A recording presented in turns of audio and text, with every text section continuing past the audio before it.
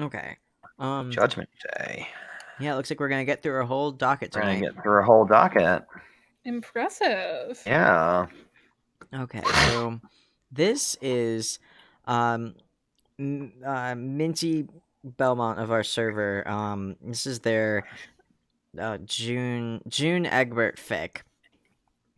In which they have not read God Feels. This is a different thing going on than God Feels, but essentially, as it turns out, June Egbert is a girl, but she's also not the only girl occupying the consciousness of who we might call June Egbert, and June shares her head with Vivi, um, who is named after somebody on purpose. And because she's like Vriska, but she's not quite Vriska.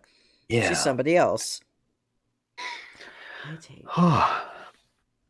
Yes, I do have food in my lap, and no, you may not have any. No matter how hard you wag your tail. But she's wagging her tail. She's wagging her tail so hard. Lay down. All the way down.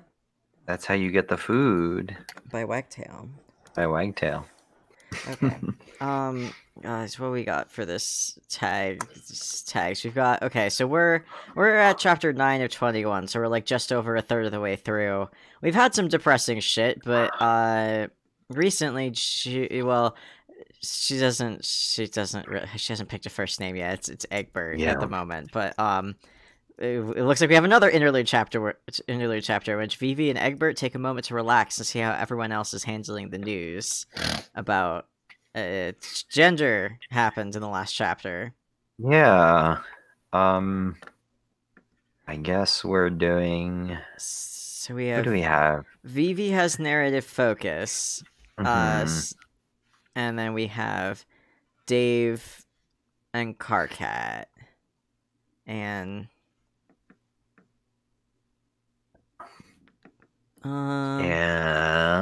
what else?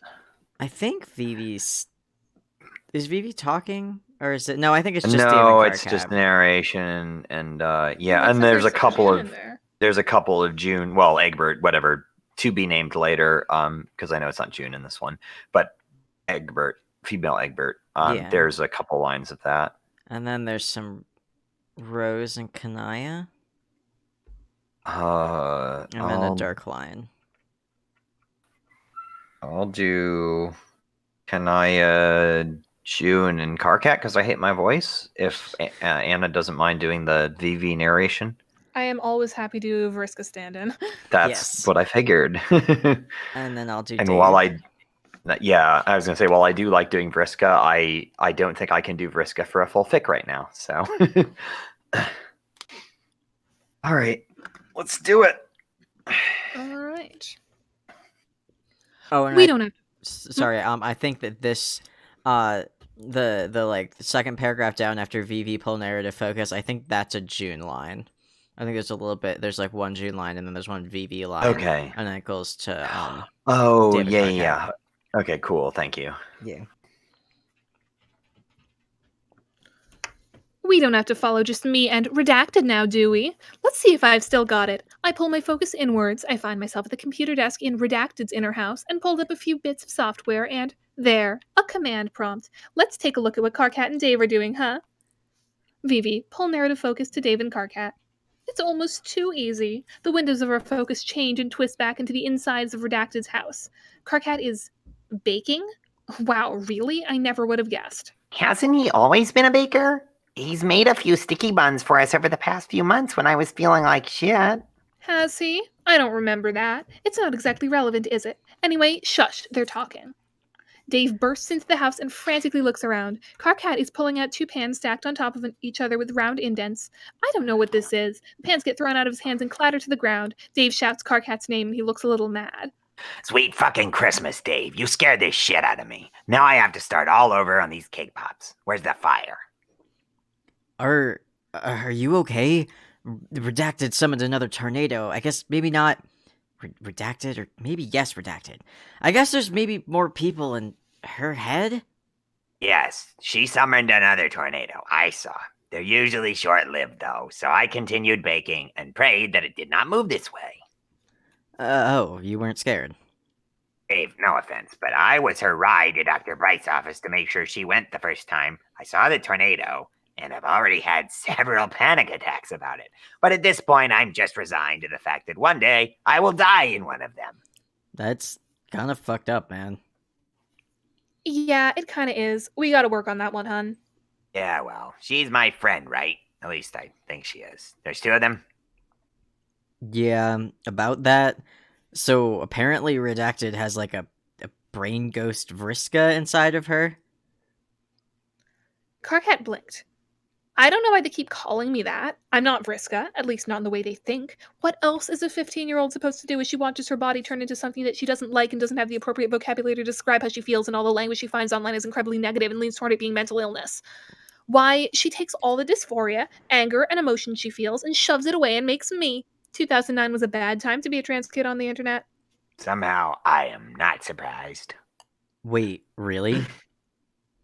Dave, haven't you ever noticed that sometimes Redacted just doesn't act like Redacted?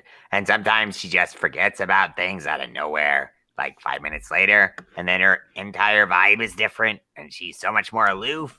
And then how much she just texts Vriska? I mean, I get it.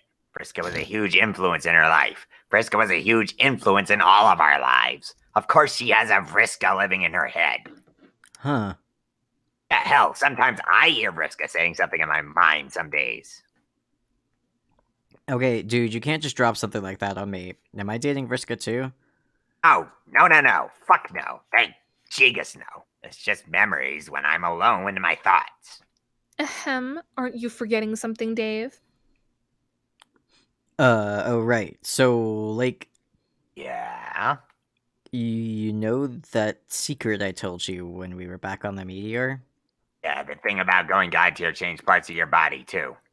Yeah, so, like, Wait, is this about... yeah. And she's... Wait, should I be using she? Should I be using she instead? Fuck, shit. Shit, fuck. Have I been using the wrong name, too? No, she hasn't really said anything. We just got done hashing it out and talking to Rose about the dids or sods or something. You mean dissociative identity disorder? Wait, you know about that? Am I the only one who is out of the loop on this? Yeah, her therapist had noticed something along that and told me. Doesn't that violate some law or something? Maybe. I think it was an extenuating circumstance. Her office had just been destroyed, and she looked very tired. Damn, okay, I guess I'm the only one who didn't know anything. Wait, hold on. If you got the body you wanted when you went God tier, how come she did? I mean, I don't know. Maybe she just didn't know when she ascended. Like, I'd been presenting mass since like 8, and she seems to have just barely found this out. I don't know if you know this, but Egbert was a pretty clueless 13-year-old about literally everything. Yeah, should we just call her Egbert now? I mean, I guess she hasn't exactly picked a name. Huh. Well, that. Wow, hey Egbert, look at this shit. How do you feel about that? I mean, I guess it's nice to see them accepting me. I'm gonna be honest, this is a little new to me. I don't really have a context for what's good and what's bad. I mean, my friends on the ship took us coming out pretty well, Egbert. Did I have a name picked out back then? I mean, kinda. We both went by Vivi after a point before. Well, you remember, don't you? You mean before Jay got kidnapped by the Condus and everything went to shit? Yeah, I think the trauma of that kind of pushed us back a few years, but in any case, I mean, they have a point. Do you want to change your name? I don't know. I've always been this, and I haven't really had a chance to think about it. It doesn't have to be now. Can you just make me a promise? I mean, we aren't choking each other out, are we? True, but just we got to this point before and then you buried me deep. You buried me hard, and I can't take that again. Promise me that that was the first and last time. She stared at me. She looked me up and down and thought. I didn't listen. I promise. That was the first and last time. I breathed a sigh of relief. Thank you. So, like, what are we in here? Are we like sisters? We could be. Is that what you want? No. Now, what do you want? Oh, Haven't thought about that. I guess so. What did Vriska call her and her partner? I think it was the Scourge sisters. It's been a while. Can we be like that? I mean, didn't the two of them have like a huge pitch rivalry back and forth? Isn't that implying that we're dating in some regard? Can you even date a brain ghost? I have absolutely no idea if you can. We are both uncomfortable. Hey, let's check out on Rose and Kanaya. They're probably doing something interesting, right? Yeah, let's do that. Our focus changes away from the Egbert household and back to a quaint two-floor house with a very nice garden filled with rose bushes. The roof is green and the walls are made of stucco and the walls made of stucco are a very faint purple. And what? Vivi can have a little bit of descriptive text as a treat. Inside the walls, we can see the living room, and Rose drapes out on the couch with a bunch of pill bottles on a table next to it. She appears to be sleeping. Kanaya is inside the other room. Egbert peeks up to look at the monitor next to me. Yeah, looks like a lot of pill bottles she's taking there. Almost instantly, Rose's eyes flare open. It's not what you're thinking, though. These are controlled substances prescribed by a legitimate doctor to ease the symptoms of my condition. Okay. So there's nothing to worry about. Also, there's Wait, a is cat that Rose? attacking a dog in the background. Yeah. As one does. Tate, no! Tate, no! She's used this as an opportunity to get into the litter box. Hey, alright, okay. Jimmy, come here. You need to let her by so she'll stop eating your litter. Come on. Tate, move! Dogs are gross. Tate, move! Move! I'm so sorry, I need to mute my microphone. I have cat in hand, hang on. No, you're good.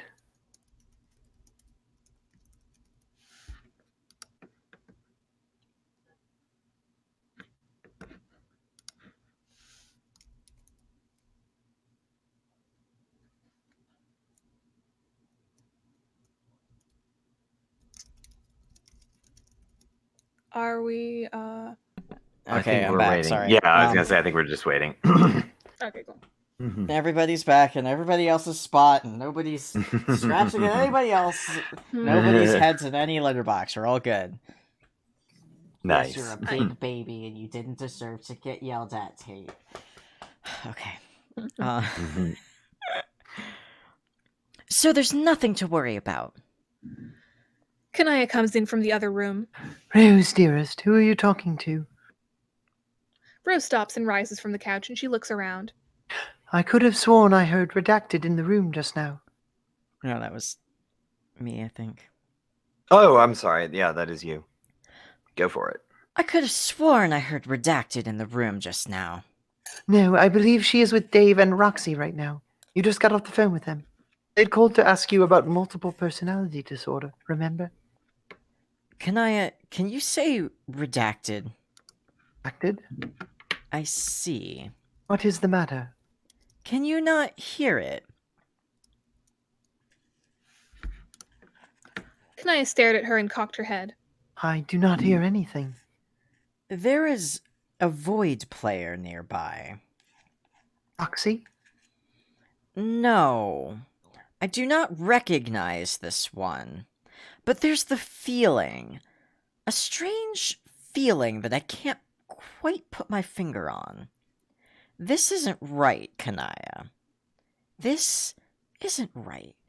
This is missing a pillar. I thought we had time. I thought we had more time. It's only a week until Redacted's birth. Rose fell silent and she looked up. She was staring directly at my screen.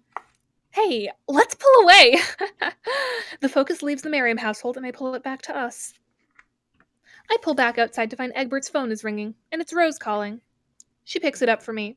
Hey, Rose, what's up? Redacted? What did you do? Nice. Alrighty.